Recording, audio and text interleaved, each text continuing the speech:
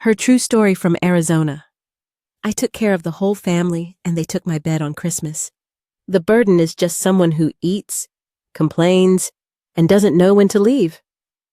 My daughter-in-law clears her throat and adds that final remark, as though delivering a verdict. Her choice of words echoes in my head, looping again and again. I don't respond. I simply stand there, the cup of cold tea growing heavier in my hand. The kitchen smelled of cinnamon and turkey just minutes ago. Now the air is filled with silence I cannot swallow. I stand in front of the sink, still wearing my flour-dusted apron from baking cookies, frozen from all the years I spent feeding this family. My hands tremble slightly as I hold the cup of cold tea I forgot to drink. The cookie scent clings to my clothes, mixing with the sweet stink of stale air in a house that no longer feels like home. I hear footsteps behind me. Soft at first, then a door opens, and then the voice. "The kids need the room. You can sleep on the floor. Grandma, it's just for one night." Those words cut through me sharper than any knife, and I slowly turn around, my heart settling into a pool of stunned disbelief. My daughter-in-law stands there in her holiday dress, perfectly put together, her voice calm as if she is telling me something ordinary. Before we start, please take a moment to like and subscribe. Try to watch the videos as long as possible. By watching more often, YouTube will promote these stories to a larger audience, grow your channel, and bring you more interesting things. Let's start now. Every muscle in my body tightens. I glance toward the living room, where the lights are strung on a tree and the gifts are piled high. My bedroom door stands open, but beyond it is chaos. Pillows tossed, toys scattered, blankets unmade. A tiny mattress dropped hastily in the corner. I understand now. They have taken my bed for the children. My bed. In my own home, my son stands behind her, his hands shoved deep in his pockets. He doesn't speak or look at me. He only nods once, an acknowledgement that I exist, but not enough to dispute the injustice I am facing. He lets her speak for him as if she is the voice of the house, the voice of reason, the one who decides who belongs and who doesn't. The youngest grandchild, little Emma, comes skipping into the room, jumps up on what used to be my mattress. She wiggles her toes and beams, oblivious to the tension filling the air. She looks directly at me and says, "I love this bed, Grandma," and then clutches onto a pillow, giggling loudly. I watch her with aching heart, realizing she doesn't understand what's happening. Why her joy is my sorrow. I walk into the hallway, each step softer but heavier. My bedroom door stands open. My room, once sacred, now overtaken by tiny jackets on the floor, glitter from gift wrap, and the echo of voices that do not call my name. I stare at the empty bed I used to rest in and feel a sharpness at the back of my throat. The kind that comes before a cry you refuse to let escape. I straighten the blanket out of habit, though I no longer have a place beneath it. I pick up my pillow from the corner where they tossed it and carry it back into the living room. I do not put it on the mattress. I place it gently on the armchair where I used to sit and read to the children before they decided bedtime stories were outdated. I sit down, cradling the pillow against my chest like a shield, and stare into the dim light. Something inside me flickers. Not grief, not surrender, something older, sharper. I realize then that love given without respect is not love at all. It is labor. If you see your mom, your grandma, or even yourself in this story, don't hesitate. Type 12. And tonight, I am clocking out, not from caring, but from allowing myself to be treated as disposable. This Christmas will not be my quiet end. It will be the night I start over. A rebirth in the soft hush of snowfall, in the rustle of ignored footsteps, in the silence of a heart deciding it deserves more. In the corner, a stray cat slips into the room, unnoticed by anyone but me. It brushes against my leg, its body warm and soft. A quiet comfort in a house that no longer feels like mine. I kneel, stroking its fur gently, and whisper, "Not tonight, sweetheart, but tomorrow." The cat purrs in response, its presence the only kindness I've felt all evening. I straighten my back and walk slowly upstairs to the spare room, my steps heavy with exhaustion and something deeper, resignation. I lay out a thin mat on the floor, place my tea on the side table, fold my glasses beside it. I smooth the blanket over me. Every thread a reminder of how little I now own in this house. I close my eyes and imagine the snow falling quietly outside. The hush of winter cloaking everything. But inside me, something stirs. I am not done. I imagine taking back what was mine. Not just the bed, but the respect that once filled this home. I may be small, but I am not invisible. I may be old, but I am not done. Tonight, they took my bed. Tomorrow, I will remember who I am, and I will not be quiet. I tried to remember the last birthday I had. I couldn't. No card, no cake, no honey. What would you like? Nothing for Mother's Day. Not a single celebration of all I had done. Instead, they celebrated everything else. Their promotions, their new car, their little league wins, their holidays. I watched behind a camera. I applauded, but I was never the one being celebrated. I remember waking up one morning to find the guest room filled with bunk beds. 2 small beds for the kids shoved close together, leaving no breathing room. My spare bed was nowhere to be seen. I asked where my quilts were. My daughter-in-law said they moved them. We wanted to make room for the kids' stuff, she said, as though taking away my memories would bring her grandchildren more joy.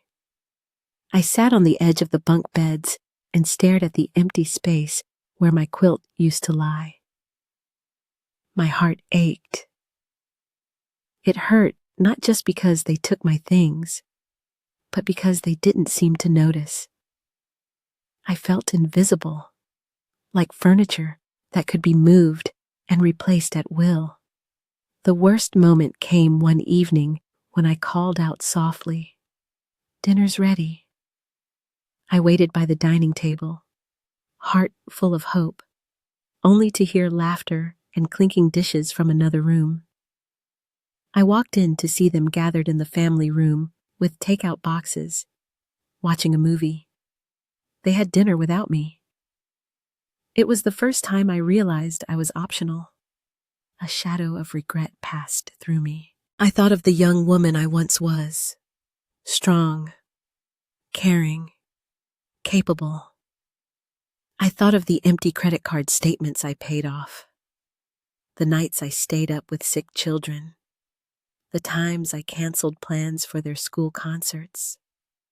And now I had no room, no recognition, no place. One afternoon, I overheard my daughters-in-law talking quietly in the kitchen while I washed dishes. She's just here because she has nowhere else to go, one said. The other laughed softly. Yeah, and that room. We're thinking of painting it pink next month. The girls will love it. And they did it within a week. I carry the mug to the kitchen table and sit in the same chair I always do, the one closest to the window. Morning light creeps in through the curtains, soft and unassuming. It touches the same counters I once wiped down with love, the same stove I stood over for years, making meals no one thanked me for. Everything looks familiar, but feels foreign. The house has my fingerprints. As I stare out the window, the ache in my back sharpens and reminds me again. I am not young anymore, but I am still here. I am still watching, still remembering. I glance over at the refrigerator and see last night's leftovers, the ones I made but did not eat. They will reheat them today and still not ask how I slept. The door creaks upstairs. Footsteps. A child laughs. A phone buzzes. Life continues, just as it did yesterday and the day before. But I have changed. Last night, something inside me shifted. I have been erased in this house, slowly, piece by piece, but I am done letting them finish the job. I rise from the table, spine stiff, but heart steadier. I pour the last of the tea into the sink. I do not want to be invisible anymore. As I stand there, I notice the old cardboard box tucked beneath the edge of the air mattress. It's the box I hid under the bed the night they moved in years ago. A box of memories, old photographs, letters, and the stack of legal papers I managed to free from prying eyes. My breath catches. I slide to my knees and reach inside. My fingers brush against worn folders. An envelope stamped with my name. And then something firmer. I pull it out, and my heart stops. It is my deed, the official, legal deed to this house. My name printed on it as full owner. The edges are fraying, but the ink is clear and undeniable. My hands tremble. I cradle the paper as though it might crumble into dust if I'm not careful. The deed, that sacred promise I made when I sold my car and used my savings to pay off the mortgage. The same deed I never let them touch. I strengthened our family's foundation with my own hands, and now they have no idea. They thought they owned this place. I thought I had let them.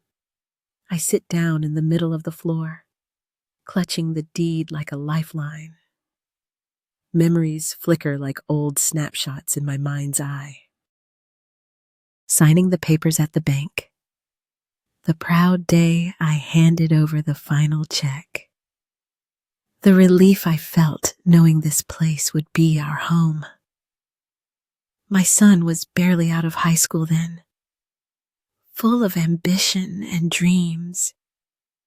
I had believed he'd build something of his own. Instead, he asked to stay here when times got tough. And we welcomed him, welcomed them all. It was an act of love, or at least I meant it so, but I never expected us to forget. I trace my fingers across my name on the paper. I am the owner. I own this kitchen, these walls, the air that fills this house. I am not a renter. I am not a guest. I am not a burden. And I am certainly not someone who can be dismissed with a single statement. You can sleep on the floor for one night, because one night can stretch into years, and you can only pack away your dignity for so long before there is nothing left. I lean back against the mattress and let the deed slide across my lap. I feel something shift inside me. It is like waking up again, not physically. My body is still sore, but awake in my soul. The floor beneath me is not just cold. It has become a threshold. On one side, the place where they see me. On the other side, the place where I see myself. I stand slowly, still clutching the deed. I walk toward the living room and find the tree lights dimmed from yesterday, the ornaments dusty from a night's abandonment. I kneel and snatch back a ribbon they left dangling, stash it behind my back. This house is mine, and every inch matters.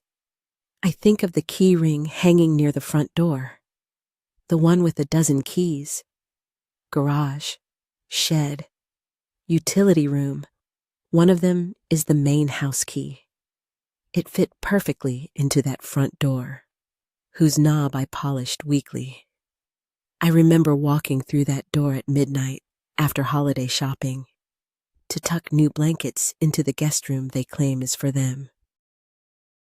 I remember painting the porch white, planting flowers outside, stapling a wreath to the door for their arrivals, and all I received in return was a thin mat on the floor.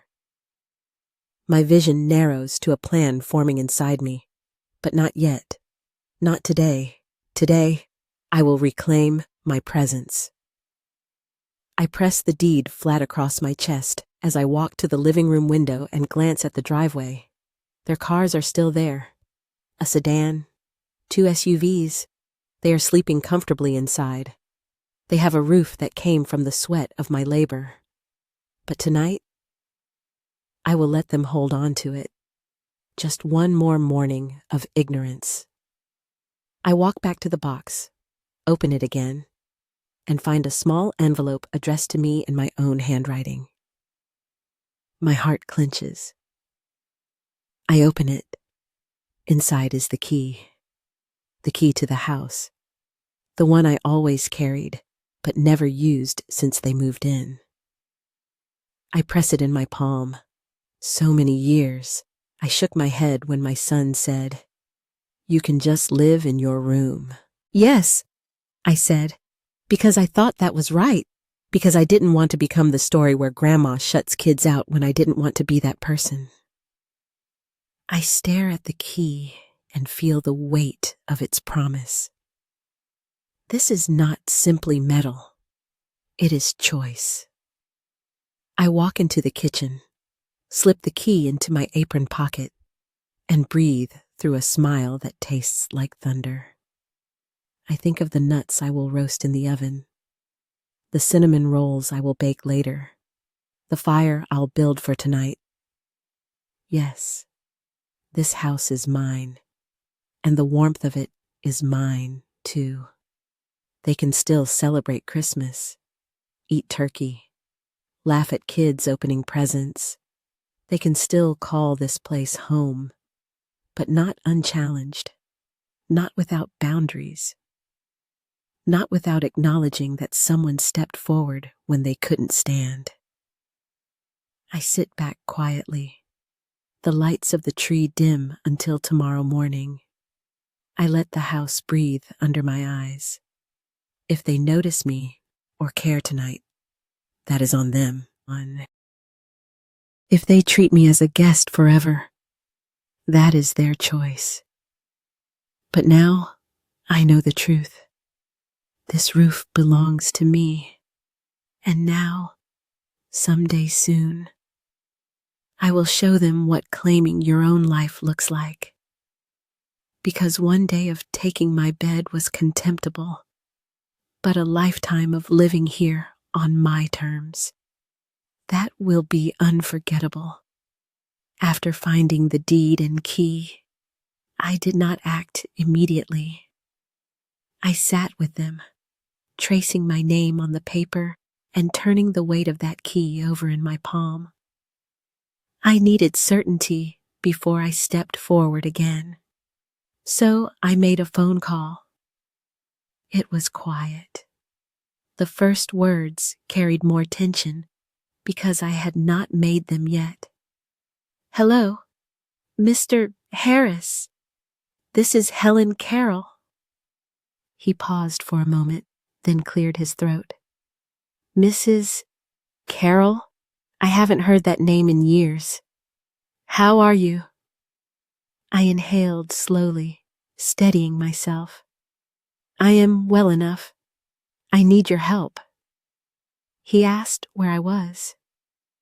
We spoke in undercurrents and half-words, so none of them could overhear. None of them. I told him I had found documents proving deeds, mortgages, my name as landlord, and the destruction of my property. He said he would check our records, confirm any unpaid loans or existing lease terms, and call me back by day's end. We ended our conversation with polite distance. Me holding the key, him assuring discretion. After that, I moved through my days with careful purpose. I started cooking again, something I hadn't done since I discovered the deed. I made roast chicken, mashed potatoes, broccoli with garlic, and one of those apple pies they used to devour in minutes. I set the table as usual, lit a candle, whispered a blessing under my breath. I made sure my presence still felt peaceful, almost invisible, like wind around a candle's flame. But while I was feeding them, I was also planning. In the afternoons, I went into the guest room, except that little bunk bedroom was no longer mine. So I took to packing in the closet of my former hall coat. First the quilts. My mother's quilt, the one I stitched with my granddaughter when she was a baby.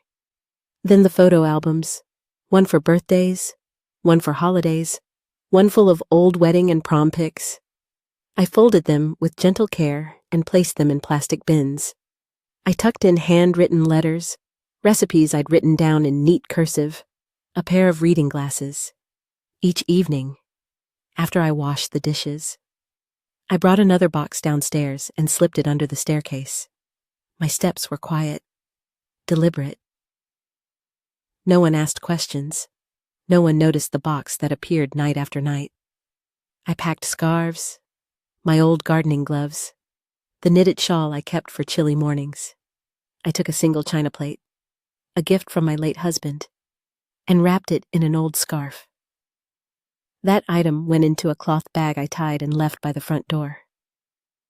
I did not stop cooking or cleaning. I did not announce what I was doing. I smiled as I passed the hallway. I complimented my daughter-in-law's cooking when she attempted something new. I carried the turkey to the table. I laughed at my grandchildren's silly jokes. I had not lost my love, but the dynamic had shifted. I was no longer invisible, but I was no longer theirs to borrow. I called Mr. Harris again. He told me there was no standing lease, no tenancy recorded. Legally, this was still my house. I could issue a notice to vacate. I told him. Fine. I would obtain the paperwork, file it, and ask him to come to the house when I was ready. He reminded me that once the process started, it could not be reversed easily. I nodded, even though he could not see me. I understood. That afternoon, I paused in front of the door to the junk room. Once the guest room, I opened it and breathed in the smell of innocence and entitlement. I felt calmer than I had in weeks. I realized this place had belonged to me long before they came and would remain mine after they left. The thought no longer made me feel guilty. It made me feel strong. I gently took out the cushion I kept from my reading corner and tucked it into one of my boxes. I picked up a small ceramic pot with lavender I had planted years ago. It had survived the move and still thrived. I wrapped it carefully and carried it to the back hallway. The lavender scent lingered in the air I passed through.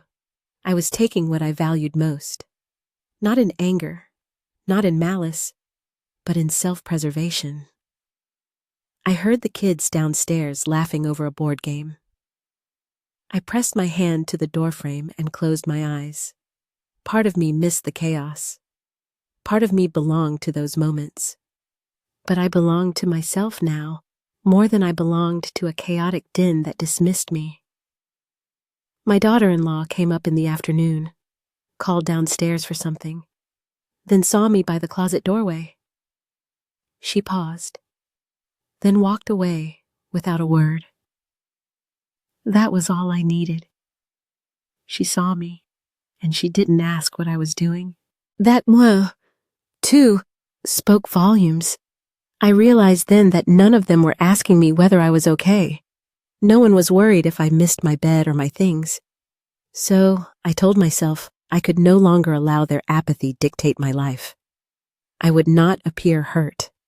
I would simply walk away, if I needed to, and they could wonder why. And that would be enough. Over the next few days, I finished packing. My china was safe in my car. I left only everyday dishes in the cabinet and folded half a dozen towels on the bathroom rack. I left no notes, no warnings. I left everything they might need for one more week. I left quiet remnants of my life behind so they wouldn't notice too quickly. Every night, I drank my tea in my favorite armchair. It was the same chair I'd given to my son, the one he'd test sat 100 times growing up.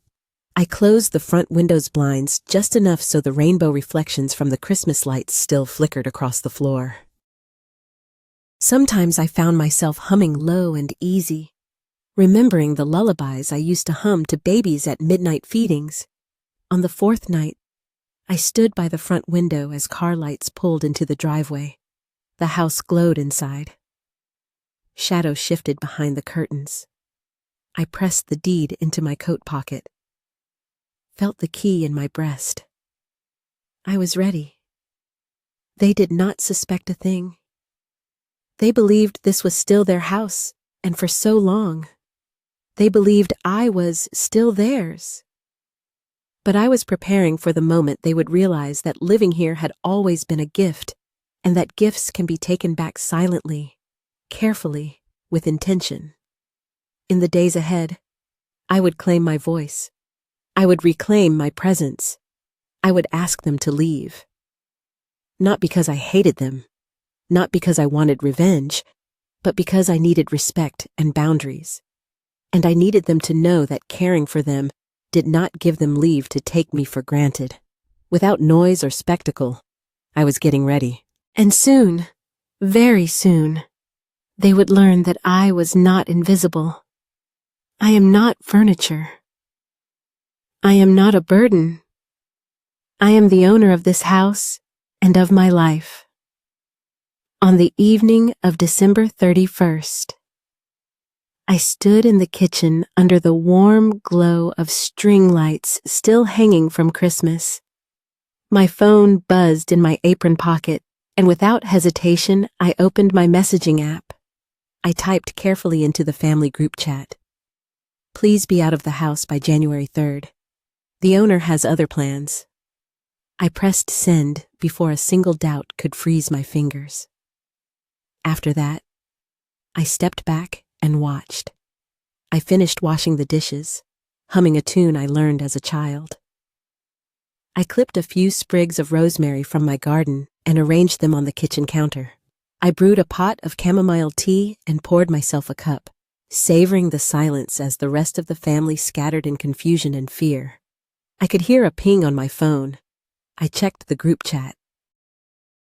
My daughter-in-law had already typed, "What does this mean? Are we being evicted?" Then my son, "What's wrong? Who is selling the house?" My grandchildren asked, "Grandma, did you sell it? Did we do something wrong?" Messages appeared one after another. frantic and anxious, until I turned off the notifications, wanting them to feel the urgency of what I had said before anything else filled their minds. Finally, my son came into the kitchen. He stood at the threshold, hesitation in his eyes. "Mom, is this a joke?" he asked. My daughter-in-law followed, wrapping her arms around her body as though bracing against a chill. The two older grandchildren peeked in behind them, faces flushed and frightened. I held the deed in my hand, the same paper I found under the mattress weeks ago. I offered it to my son. "I am the owner," I said, voice calm and steady. "I'm just finally acting like it."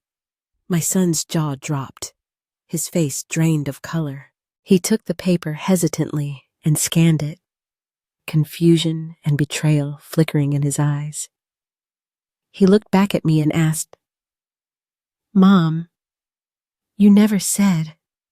How could you not tell us I didn't defend myself?" I simply said, "Because no one asked.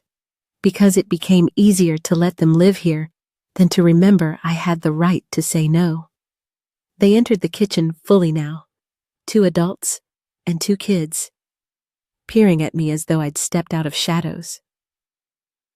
My daughter-in-law lowered her eyes, voice cracking as she spoke. I'm sorry. I didn't know." My granddaughter Emma whispered, "Grandma, I'm scared." Her little brother Jack looked furious. "You can't do this to us," he said. My son looked at me with sorrow and regret. "Mom, we thought we were at home here. We didn't even think about paperwork or ownership. We thought this was family." He knelt and handed back the deed. "Please, whatever this is, can't we talk about it?" I placed the deed back on the counter and touched his shoulder lightly. That was our first conversation. They weren't asking when I needed space. They didn't ask when they took my bed. They never asked how I felt. They just assumed. My daughter-in-law began crying. She clutched the edge of the kitchen chair as sobs shook her. "We never meant to hurt you," she choked. We thought we were helping." I closed my eyes and whispered, "I hope you thought you were helping." I poured each of us a small cup of tea and set them on the table. "I'd like you to sit," I said softly. "We need to talk, but not about moving out." They looked at me, confused again. I continued, "I don't want you to leave in panic. I just need you to respect that I own this house, that I have a voice, that this is not a shared inheritance. It's my home, yours too for now, but with rules, clarity, and respect." The room hummed with tension. My grandchildren stared at me with wide eyes, as though seeing their grandmother for the first time. My son wiped his eyes and nodded. My daughter-in-law took a shaky breath and said, "Okay, Mom, we'll stay. We'll help fix this. Please, help us fix this." I nodded back. "We start tonight. Not in court, in this kitchen." The children sat on the floor beside the table. My daughter-in-law sank into a chair, and my son remained standing, arms folded, as though needing time to adjust. I looked at Emma and Jack. "I won't sleep on the floor anymore," I said. They both exhaled, relief visible. "But the mattress stays. We all helped pay for the utilities this month," I added. "Let's acknowledge that. Let's live here with gratitude." My son blinked hard and said, "Yes, absolutely." My daughter-in-law wiped her cheek and said, "Mom, I'm so sorry we didn't see. I'm ready to make space." So we sat together that New Year's Eve, breathing the same air, sharing warmth beyond the stove fire. Outside, fireworks began to pop. But inside the kitchen, our resolutions were quieter, steadier, respect, gratitude, space, and acknowledgement. When January 3rd arrives, I am not going to change the locks. I am not calling movers. I won't need a court order. They will still be here because they chose respect over fear. Tonight, though, I close my eyes filled with purpose. Tonight, I sleep knowing I am not a furniture piece to be pushed aside.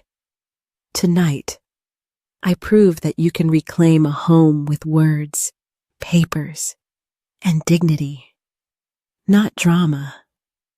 And as the new year begins, we step together, not as renters, not as obligations, but as a family aligned by choice, not silence. Their shock was the sound of awakening. Their tears, the first honest conversation we've had in years. The deed was the truth bomb that shook us awake. And now we are awake. Together. On the morning of January 3rd, I opened my front door before sunrise. The sky was pale blue, with the last hints of winter's night. The street was quiet, except for the hum of the van idling in my driveway. I took a deep breath and stepped outside. My heart was steady. No tremor in my chest. I was not afraid of what the day would bring. They moved like ghosts in the cold light. My son carried a cardboard box labeled Kitchen Moms. My daughter-in-law wheeled out a suitcase. The grandchildren tiptoed behind them, holding stuffed animals. None of them looked at me, but they didn't need to. The deed had spoken for me. The text on my phone, the calm I had held in the kitchen, those words carried more authority than any argument. I watched as they opened the back of the van and began stacking furniture. I saw their hands lift the dining chairs, the sofa cushions, the twins' bunk beds. They were taking their remnants, the things they thought belonged to them, even though none of it was theirs. Once I said the words, they carried it out like what it was, their takings. They paused when the sun crested a neighbor's rooftop. A beam of golden light lit my son's face, and he hesitated. He pressed his finger against his temple, as though trying to steady a wavering thought. His wife zipped up her coat and said something quietly.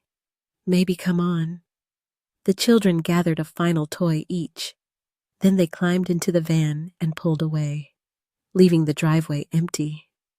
I closed the door behind me and leaned against it for a long moment. No one had fought me. No one had screamed. No one had cried for mercy or demanded apology. They trusted my claim. That silent acknowledgement felt more powerful than any confrontation. Inside, I walked to the living room. It felt smaller now, but quieter in a way that brought relief instead of emptiness. The tree was still up, its lights glowing pale green and red. I reached out and touched the blanket that lay limp on the couch. My favorite wool blanket. It hadn't been touched in weeks because they used seat cushions instead. I carried it gently to the front bedroom. I closed the door after myself. Inside, the hardwood floor glowed in the morning light. I knelt by my bed and ran my hand across the rumpled quilt I had brought down from the attic. I sat on the edge and breathed in deeply, letting the scent of old cotton and home fill me. I closed my eyes. It was not just a bed. It was acknowledgement. It was a reminder that I belonged here, that I mattered, that I was not just someone's guest, but someone's backbone. I made the bed properly, smoothing the quilt, fluffing pillows, positioning the bedside table and lamp just as I liked. I placed the small china vase of lavender next to the lamp. It was one of the things I had packed away months earlier, and now I needed it here.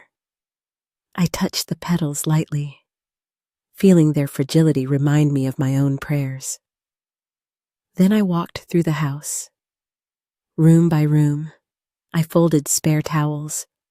I put clean sheets on guest beds, knowing they would likely see another family someday. I opened windows for fresh air. I swept a few corners. I didn't toss anything they left behind. Socks, a toy, an empty mug.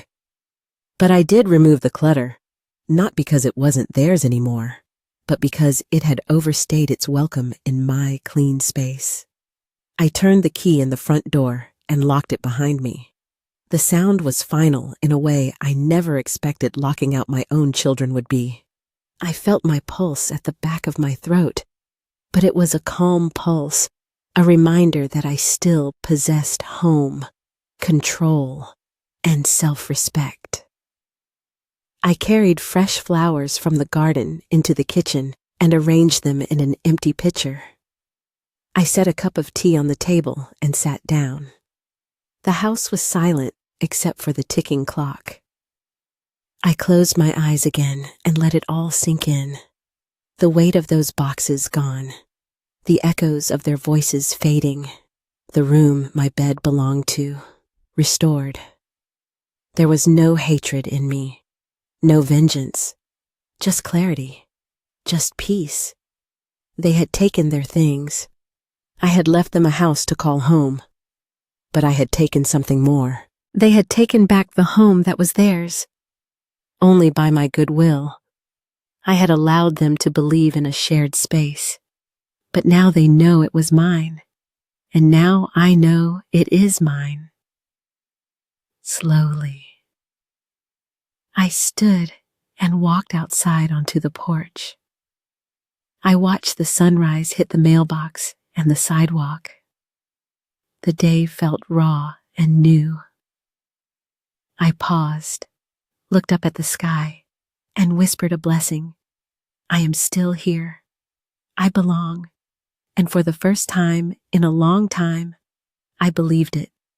After January 3rd, the house felt like a blank canvas waiting for color, warmth, life. I decided I would paint my own masterpiece, a home that truly belonged to me. The first thing I did was walk into the yard and plant flowers. I chose marigolds, lavender, daisies, bright colors that welcomed birds and light. I dug holes with my bare hands, kneeling in the dirt as though reconnecting with myself. The petals rustled in the breeze, and I whispered small words of gratitude to the earth. Inside, I went room by room, breathing hope into every corner. In the kitchen, I painted one wall a gentle sage green where once it was dull white. I bought a new kitchen chair, wicker-backed and sturdy, where I could sit comfortably while reading or sipping tea. I hung up a small painting I had made years ago, a watercolor of wildflowers by a stream. The breeze came through the open window, and I felt like I was coming home to myself. My living room received new cushions, softer, cushioned in cream and blue.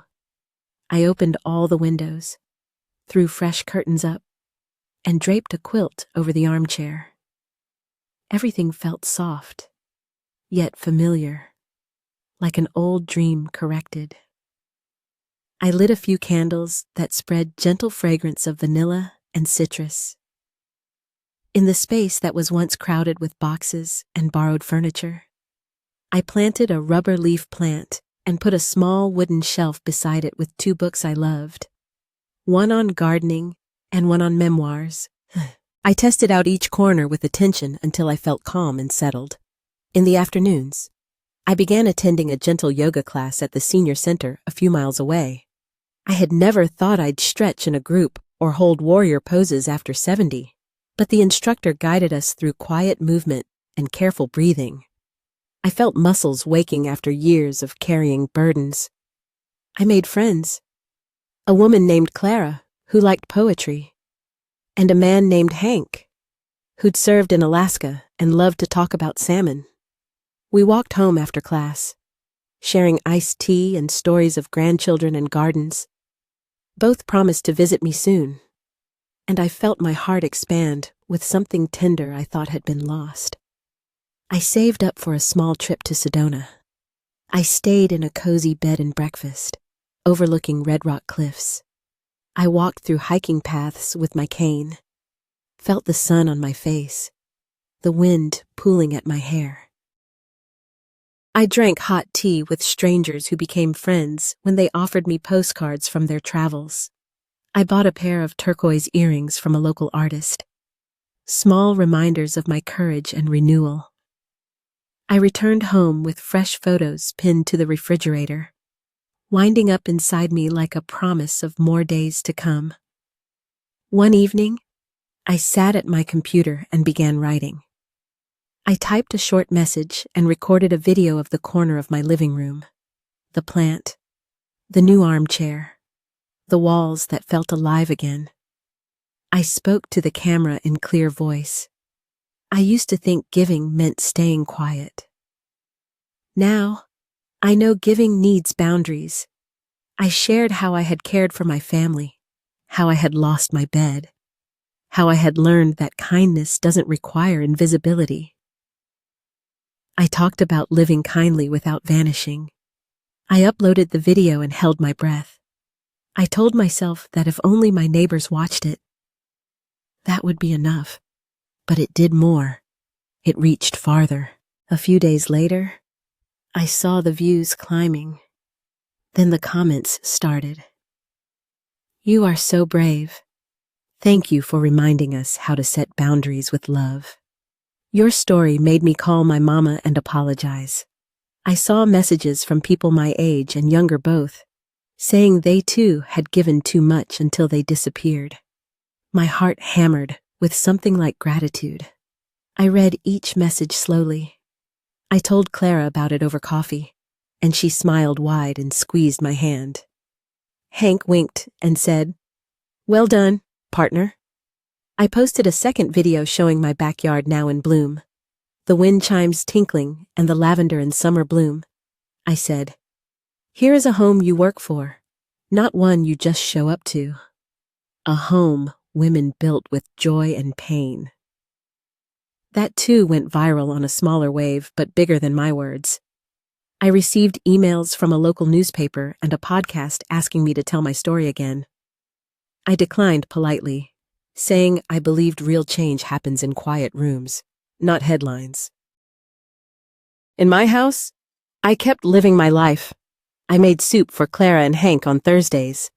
I watered the plants Thursday mornings, brewed tea Thursday nights, and trimmed my lilac bush Fridays before the sun was high. I invited neighbors over to watch old movies, black and white comedies, westerns, gardening shows, with popcorn and lemon bars. My grandchildren visited once. They came in quietly, saw the new curtains and the lavender plant. They looked at me differently. Emma asked if we could bake cookies. I agreed, and we each wore an apron and flour covered our cheeks. I showed them how to use the rolling pin, how to test the dough. They watched me as though seeing me for the first time. Not a grandmother who sleeps on floors, but a grandmother with wisdom, space, and love. They hugged me when they left. "You smell good," Jack said, sniffing the lavender in my hair. I thought maybe they finally saw me. Not as a burden, but as someone who belongs. At night, I sit in my wicker chair by the window and look out at the flower beds I planted. I think of the lessons I learned, of the people who reached out, of the woman I have become. I think boundaries are not walls. They are kindness structures. They allow love to breathe. They allow presence to bloom. And I realize my house isn't just walls and doors. It is a home because I reclaimed it. It is a home because I reclaimed me. I would not trade this second chance for anything. And when I close my eyes at night, I sleep without pain or apology. I sleep in my bed, in a house built with my hands, my heart, and now, my words. 1 year later, my house smelled of cinnamon, butter, and fresh pine. The living room glowed with soft lights wrapped around the windows, a modest tree in the corner, and a fire that crackled gently in the hearth. My friends from the senior center, Clara, Hank, Miriam, and Doris, were gathered around my kitchen table. We wore matching red aprons, all slightly flour-dusted, and shaped dough into stars, trees, and hearts. Hank insisted on baking gingerbread men with broken arms. Because no one is perfect. We laughed so hard, I had to sit down to breathe. After the cookies cooled, we wrapped them in parchment and tied them with ribbon. Miriam brought homemade eggnog.